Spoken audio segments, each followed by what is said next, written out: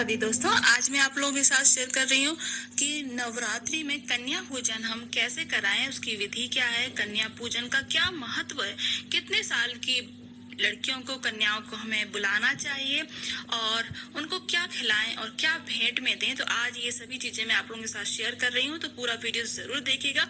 सबसे पहले कन्याओं को आप घर पर जब भी बुलाएं तो उनके चरण जरूर धोएं। आप अपने हाथों से किसी पात्र में थोड़ा सा जल भरें, उसमें 2 बूंद दूध डालें, गंगा जल डालें और फिर अपनी कन्याओं के सारे पैरों को अच्छी तरीके से धोकर आप सभी कन्याओं को पैर धोने के बाद उस जल को अपने सारे घर में कोने कोने में छिड़क दीजिए और फिर बचा हुआ जल को आप किसी भी पेड़ में डाल सकते हैं। ये बहुत ही शुभ होता है, आपका घर पवित्र हो जाता है। कन्या किस एज की बुलाना चाहिए, किस उम्र की?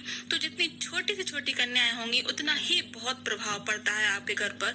जैसे कि 2 साल की बच्चियां हो, 5 साल की बच्चियां हो, 5 साल से कम की हो तो सबसे अच्छा हो। वैसे तो 10 साल से कम की भी हम ले सकते हैं, लेकिन 5 साल तक की कन्याओं का बहुत ज्यादा महत्व होता है। छोटी छोटी कन्याओं को आप ले सकते हैं और आपको उनके पैर धोने के बाद उनको टीका लगाना है, उनको अक्षत लगाना है, लाल चुनरी पहनाना है और फिर उनको भोजन कराना है। भोजन में आप कुछ भी करा सकते हैं, बस बिना प्याज लहसुन की सब्जी होनी चाहिए।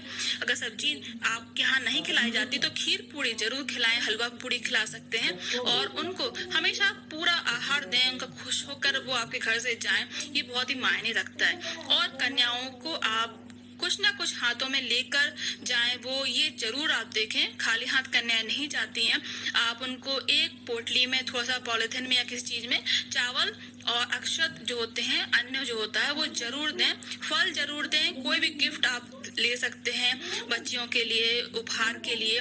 फल, दक्षिणा यानी कि कुछ पैसे और अनाज देना बहुत ही शुभ माना जाता है। आपके घर में कभी भी धन धान की कमी नहीं होती है फिर, तो ये जरूर आप अपनाएं जब भी अगली बार आप कन्या पूजन कराएं। और कन्या पूजन कराने के बाद क्या महत्व होता है, ये आपकी जब आप 9 दिन के व्रत रख रहे हो या फिर 9 दिन की पूजा कर रहे हो नवरात्रि में, तो कन्या पूजन का बहुत ज्यादा महत्व होता है। साक्षात माता रानी आती हैं आपके घर में और आपको कन्या कितनी बुलानी चाहिए, तो 9 कन्याओं आपको बुलाना चाहिए।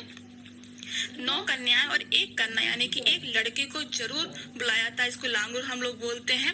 तो ये आप लोगों को करना चाहिए, बहुत ही फल देता है, बहुत ही आपको इस चीज का फायदा होगा। और आप जब भी कन्याएं आपके घर से जा रही हैं, आपको उनसे एक बार ये कहना जरूरी होता है कि आप फिर से आइएगा मेरे घर में। तो जाते जाते उनसे ये जरूर बोलें कि आप फिर से आना मेरे घर में। बच्चों से कहना चाहिए कि आप फिर से आए मेरे घर पर। तो और जब वो जाएं तो बहुत खुश होकर जाएं एक बार, और उनके चरण छुएं, आप पैरों को छुएं, उनको अच्छी अच्छी गिफ्ट्स दें। आजकल तो मार्केट में बहुत अच्छी अच्छी गिफ्ट्स अवेलेबल हैं, आप उनके लिए कुछ भी ले सकते हैं। क्लिप्स है, चूड़ी है, कंगन है, बिंदी है और रबर बैंड्स आते हैं, बहुत ही प्यारी प्यारी चीजें होती है। बुक्स वगैरह दे सकते हैं, कलर्स दे सकते हैं, आप उनके फेवरेट जो चीजें उनको चाहिए वो आप दे सकते हैं। सबसे मेन महत्व होता है कन्या पूजन का पैरों को धोना, टीका लगाना और चुनरी उड़ाना और उनको आपके उनके जो पैर हैं उनको छूना और उनको हाथ में कुछ ना कुछ देकर भेजना। तो ये चीज जरूर आप ध्यान दें और आप सभी की नवरात्रि बहुत ही अच्छी रहे। मैं सब माता रानी से विनती करती हूँ यही, और आपको कभी भी कोई भी परेशानी का सामना ना करना पड़े। और मैं पहले ही आप लोगों के साथ शेयर कर चुकी हूँ कि आपको पूजा कैसे करना है आखिरी दिन की, अष्टमी और नवमी की। अगर आपने वो वीडियो ना देखी हो तो आप देख सकते हैं।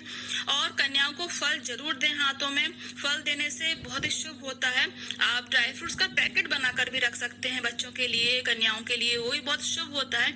जो भी फलहार की चीज होती है वो जरूर करें।